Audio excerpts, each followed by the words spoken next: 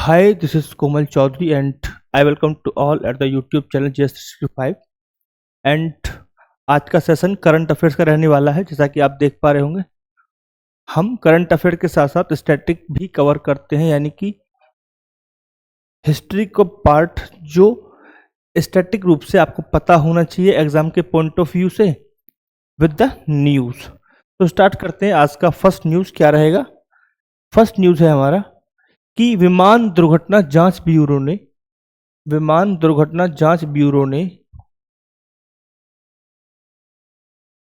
अहमदाबाद में air India विमान दुर्घटना की आधिकारिक जांच शुरू कर दी है।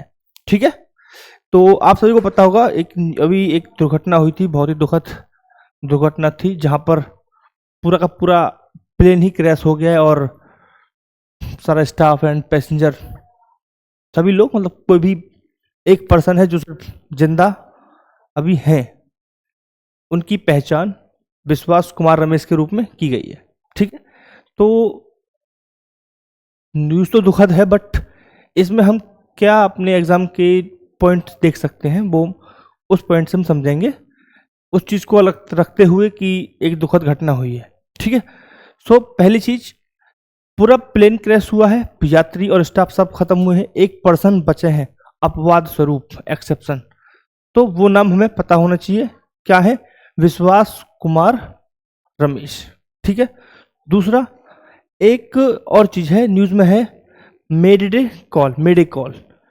ठीक है, तो ये इमरजेंसी कॉल होता है जो एडीसी को कनेक्ट किया गया था। ठीक, दूसरी चीज। थर्ड न्यूज क्या है कि विमान दुर्घटना जांच ब्यूरो, ये क्या चीज है, ये आपको पता होना चाहिए। ठीक है, तो विमान दुर्घटना जांच ब्यूरो, इसकी स्थापना कब की गई है, मुझे बताइए, इसकी स्थापना कब की गई है? तो इसकी स्थापना की गई थी 5 जुलाई 2012 को इसकी स्थापना की गई थी। ठीक है, क्लियर है? पॉइंट क्लियर है? इसकी स्थापना 5 जुलाई 2012 को की गई थी। अगर मैं बात करूं हेडक्वार्टर की, तो इसका हेडक्वार्टर कहाँ पे है साहब? इसका हेडक्वार्टर है दिल्ली में। कहाँ पे? दिल्ली, नई दिल्ली। ठीक है, क्लियर? इसका काम क्या होता है? इसका काम होता है कि विमान दुर्घटना या ऐसी घटनाओं की जांच करना। क्लियर? क्या काम होता है? विमान दुर्घटनाओं की जांच करना। क्या काम है? विमान दुर्घटनाओं की जांच करना।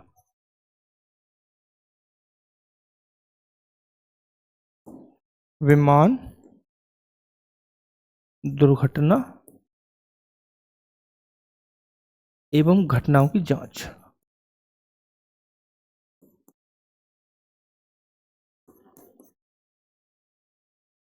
ठीक है साहब, क्लियर? अभी के लिए इसके डायरेक्टर कौन है? अभी के लिए एट प्रेजेंट जब मैं वीडियो रिकॉर्ड कर रहा हूं, तो इनके इस संस्था के डायरेक्टर कौन है? तो कौन है? जीवीजी युगांधर। क्या है जी? जीवीजी युगांधर है, आप याद रख सकते हैं करंट से। क्लियर है? Point clear? मुझे बताइए कि यह संस्था किस मंत्रालय के अंतर्गत काम करती है? तो यह करती है नागरिक एवं उड्डयन मंत्रालय। कौन सा मंत्रालय? नागरिक एवं उड्डयन मंत्रालय। ठीक है बेटा, क्लियर? ठीक, तो हमने कवर की पूरी न्यूज, किस तरीके से समझ में आ गया? ठीक है, आई होप कि आपको स्टैटिक पार्ट पता चल गया होगा। स्टैटिक पार्ट ही इंपॉर्टेंट था, बाकी तो न्यूज में कुछ था नहीं। दुखद ही न्यूज थी, खबर दुख की थी, बट हमें स्टैटिक पार्ट एग्जाम के पॉइंट ऑफ व्यू से पता होना चाहिए, क्योंकि ये संस्था न्यूज में है। ठीक है, आगे आइए। नेक्स्ट न्यूज क्या है? नेक्स्ट न्यूज हमारा है कि श्रीलंका ने बौद्ध धर्म के आगमन के उपलक्ष्य में पोषण पोया। कौन सा जी? पोषण पोया। क्या नाम है इसका? पोषण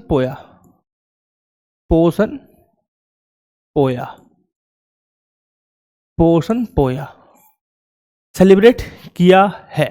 कब किया गया? 10 जून को श्रीलंका ने पवित्र पोषण पोया उत्सव मनाया, जो 2000 साल पहले बौद्ध धर्म के आगमन की याद दिलाता है। ठीक है जी, जो पोषण पोया है वो क्यों मनाया जाता है? श्रीलंका में बौद्ध धर्म के आगमन के रूप में इसे मनाया जाता है। इनका मानना है कि 2000 साल पहले यहाँ पर जो अशोक के पुत्र थे महेंद्र, उन्होंने अपना प्रथम उपदेश दिया था, जो ये माना जाता है कि श्रीलंका में बौद्ध धर्म का आगमन था। ठीक है, क्लियर क्लियर है पॉइंट। इसमें इस दिन क्या होता है? इस दिन ये क्या करते हैं? सड़कों और सार्वजनिक क्षेत्रों को लालटेन और पारंपरिक प्रतीकों से सजाते हैं। लालटेन से, और जो बौद्ध धर्म से संबंधित प्रतीक होते हैं उनसे सजाते हैं जो भवन होते हैं। ठीक है, सार्वजनिक सड़कों और भवनों को सजाया जाता है। ठीक है साहब, क्लियर है पॉइंट? क्लियर, समझ में आ गया? ये पता चल गया ना कि क्यों मनाया जाता है, राइट? चलो आगे आते हैं। नेक्स्ट न्यूज क्या है? नेक्स्ट न्यूज हमारा है विश्व रक्तदाता दिवस। विश्व रक्तदाता दिवस कब मनाया जाता है? हर साल मनाया जाता है। और कब मनाया जा रहा है? 14 जून को। कब मनाया जा रहा है साहब? 14 जून को मनाया जा रहा है। ठीक है, विश्व रक्तदाता दिवस 2025 की थीम क्या है? 2025 की थीम है रक्त दे आशा दे, साथ मिलकर हम जीवन बचाते हैं। ठीक है, तो क्या है? रक्त दे आशा दे, साथ मिलकर हम जीवन बचाते हैं। ये क्या है? यह है विश्व रक्तदाता दिवस 2025 का थीम है, उसका विषय है। ठीक है, कब से स्टार्ट हुआ है? तो 2004 से स्टार्ट हुआ है। 2004 में विश्व रक्तदाता दिवस को पहली बार, ठीक है साहब, विश्व स्वास्थ्य संगठन WHO ने, किसने साहब? WHO, वर्ल्ड हेल्थ ऑर्गेनाइजेशन ने मान्यता दी थी। ठीक है, क्लियर है पॉइंट? क्यों मनाते हैं? आप सभी को पता है कि रक्तदान से लोगों की जान बचाने से संबंधित, जब आपको पता है कोरोना आया था कोरोना आया था तो प्लाज्मा डोनेशन एक तरीका था जिससे क्या हो रहा था, हम जान बचा पा रहे थे। तो प्लाज्मा डोनेशन रक्त डोनेशन जैसा ही होता है, ब्लड में ही प्लाज्मा होता है। तो ब्लड डोनेट करने के बाद ही वहां से उससे प्लाज्मा निकाल के डोनेट किया जा रहा था। ठीक है, तो हर साल लाखों लोग रक्तदान और प्लाज्मा दान करते हैं, जिस वजह से इसे रक्त दिवस के रूप में मनाया जाता है। ठीक है साहब, इससे क्या होता है? जब हम ऐसा कोई इवेंट मनाते हैं, जब हम ऐसा कोई इवेंट सेलिब्रेट करते हैं, तो उससे समाज में, लोगों में जागरूकता पैदा होती है। ठीक है, तो इससे लोगों में जागरूकता पैदा होगी रक्तदान के प्रति, और लोग ज़्यादा से ज़्यादा रक्तदान करेंगे और हम ज़्यादा से ज़्यादा लोगों की जान बचा पाएंगे रक्तदान के थ्रू। ठीक है साहब, क्लियर है पॉइंट? आगे बढ़ते हैं नेक्स्ट न्यूज़ की तरफ। नेक्स्ट न्यूज़ क्या है हमारी? नेक्स्ट न्यूज़ है कि दिल्ली में एग्री स्टेक डाटा, कौन सा? एग्री स्टेक डेटा को डिलीवरी में बदलना, विषय पर एक राष्ट्रीय सम्मेलन हुआ है। दिल्ली में एक राष्ट्रीय सम्मेलन हुआ है। किस पे हुआ है?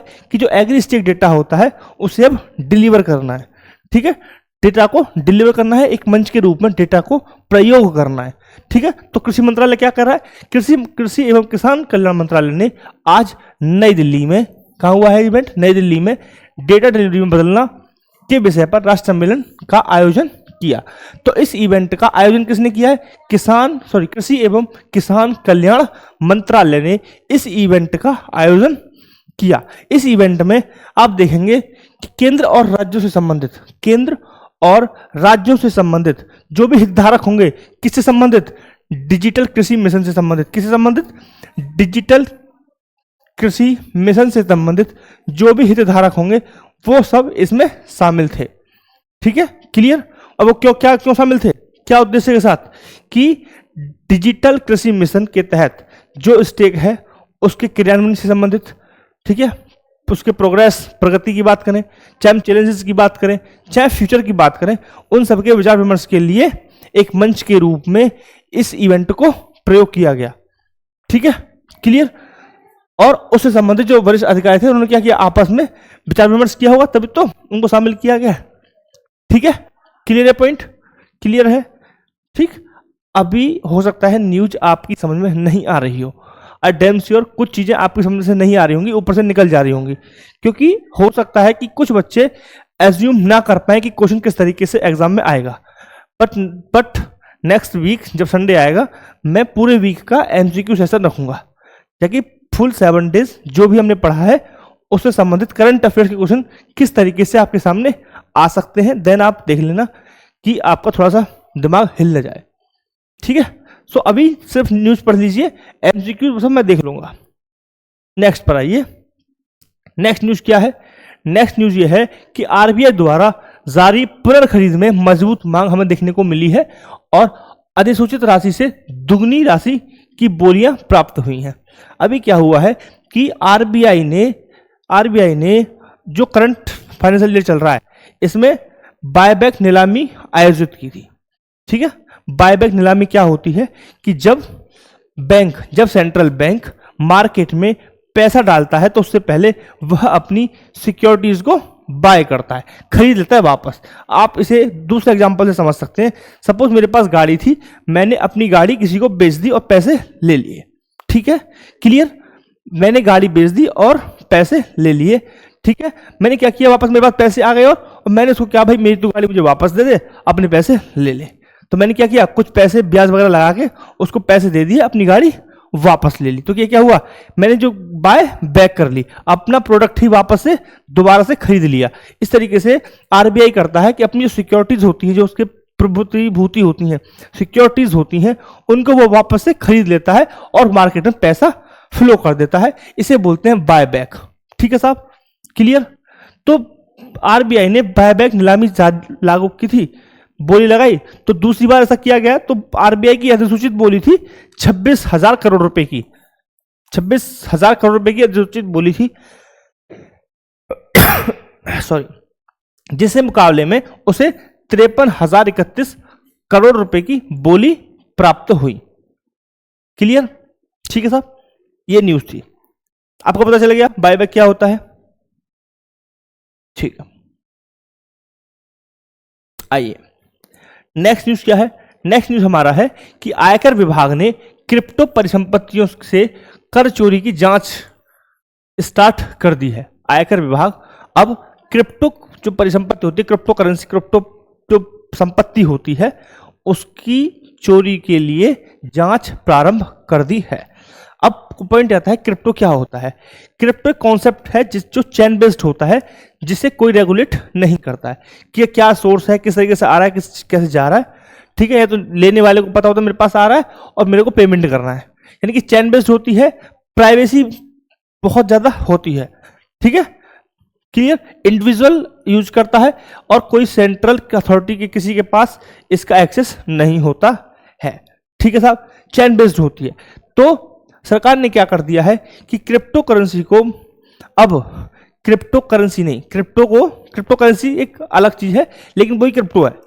ठीक है, तो क्रिप्टो भारत में एक वित्त अधिनियम लाया गया 2022 में। लिखा हुआ है यहाँ पे, लिखा हुआ नहीं लिखा हुआ।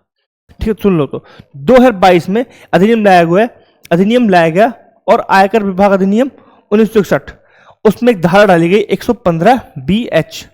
ठीक है, जिसमें कहा गया कि अगर कोई पर्सन क्रिप्टो करेंसी अर्जित करता है, यानी क्रिप्टो करेंसी आप खरीद रहे हैं, तो आपको 30% टैक्स गवर्नमेंट को देना होगा। यानी कि अब क्रिप्टो करेंसी पर 30% का टैक्स लगेगा। इसी टैक्स की चोरी को चेक कर रहा है कौन? आरबीआई द्वारा। सॉरी, तो मैंने दूसरी न्यूज खोल दी क्या? इसी करेंसी को चेक कर रहा है आयकर विभाग। देखो लिखा हुआ है यहाँ पे क्रिप्टो 2022 आयकर विभाग 30% टैक्स यहाँ पे बात की जा रही है। ठीक है, तो इसी को जो सीबीडीटी है वो चेक कर रहा है कि कोई कर की चोरी किस किसने की है। ठीक है, तो पता चल गया कौन से कर की बात हो रही है।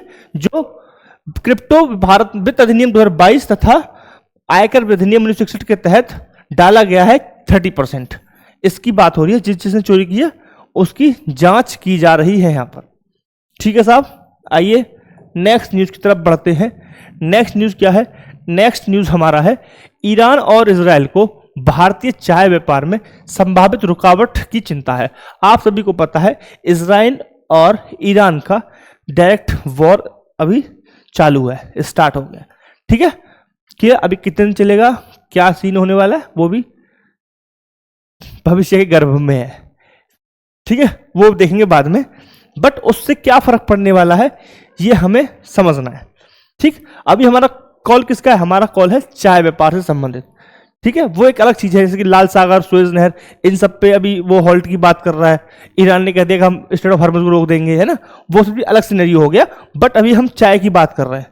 तो आप ये समझिए कि जो ईरान है, भारत ईरान को चाय निर्यात करता है। ईरान भारत से और श्रीलंका से चाय निर्यात करता है। श्रीलंका में क्या हुआ है, हाल फिलहाल में श्रीलंका में लगभग 30% उनकी उत्पादन क्षमता है वो कम हो गई है, जिससे वहां पर जो चाय है वो महंगी हो गई है। तो ईरान के पास सिर्फ ऑप्शन बच रहा है भारत। ठीक है, तो ये ऐसा तो समझो ये चाय का रिश्ता कि चाय भारत वहां निर्यात करता है। भारत लगभग हर साल 30 से 35 मिलियन किलोग्राम, 30 से 35 मिलियन किलो, ठीक है, चाय निर्यात करता है ईरान को। ठीक है, अब देखो जब वो वॉर में क्या होगा, शामिल हो रहा है, तो पैसा क्या होगा, डाइवर्ट हो सकता है, डाइवर्ट होगा नहीं होगा पैसा। दूसरा, चाय मांग कम हो जाएगी चाय की, तो इससे क्या होगा, जो निर्यात है वो प्रभावित होगा, उसमें रुकावट हमें देखने को मिल सकती है। ठीक है, क्योंकि भारत के निर्यातक के रूप में ईरान एक प्रमुख देश है। ठीक है, हम अब देख सकते हैं ईरान, इराक और यूएई, इन 3 देशों को मिलाकर ही भारत 40% अपना चाय का निर्यात करता है। तो ईरान यहाँ पे हमारा प्रमुख देश है, और वो जब वॉर में शामिल हो जाएगा तो वो पैसा हो सकता है डाइवर्ट करे और उसकी प्राथमिकता चाय खरीदना ना रहे। तो क्या होगा, हमें रुकावट देखने को मिल सकती है, चिंता का विषय है। ठीक है, एक इंपॉर्टेंट फैक्ट देख सकते हैं, भारत विश्व का दूसरा सबसे बड़ा चाय निर्यातक देश बना हुआ है। ठीक है, तो ये हो गया पूरा ओवरऑल न्यूज। अब नेक्स्ट पे चलते हैं। नेक्स्ट हम बात करेंगे अनुच्छेद 12 के अनुसार समाज में काम करने वाला व्यक्ति राज्य है। ठीक है, तो उच्चतम न्यायालय ने आज कहा है कि जो व्यक्ति किसी पंजीकृत सोसाइटी में काम करता है जो अनुच्छेद 12 के अर्थ में एक राज्य है, उसे सरकारी कर्मचारी नहीं माना जा सकता है। यानी कोई व्यक्ति जो ऐसी संस्था में काम करता है जो सोसाइटी अधिनियम 1860 में के अंतर्गत पंजीकृत है, तो वह व्यक्ति सरकारी कर्मचारी नहीं माना जाएगा। ठीक है, हालांकि जो संस्था है वो राज्य है, लेकिन उसमें काम करने वाला व्यक्ति राज्य नहीं माना जाएगा, यानी कि सरकारी कर्मचारी नहीं माना जाएगा। ठीक है, ये त्रिपुरा का एक डिसीजन था जिसको बरकरार रखा है, सर्वोच्च न्यायालय ने चेंज नहीं किया है। ठीक है, आप ये पढ़ सकते हैं क्या डिसीजन था। ठीक है, तो आज का सेशन यही तक था। So thank you very much for the watching this video. I hope आपको मजा आया होगा। न्यूज थोड़ी सी आज कम थी, वीडियो थोड़ा छोटा रह गया, बट संडे था ना, तो इसलिए से वीडियो की थोड़ी आपको छोटी दिखी, क्योंकि जो इनपुट्स थे वो कम मिले, कम सोर्सेज, कम अपडेट बने, तो आपके पास कम आया। ठीक है, so thank you very much for the watching this video again. Thank you.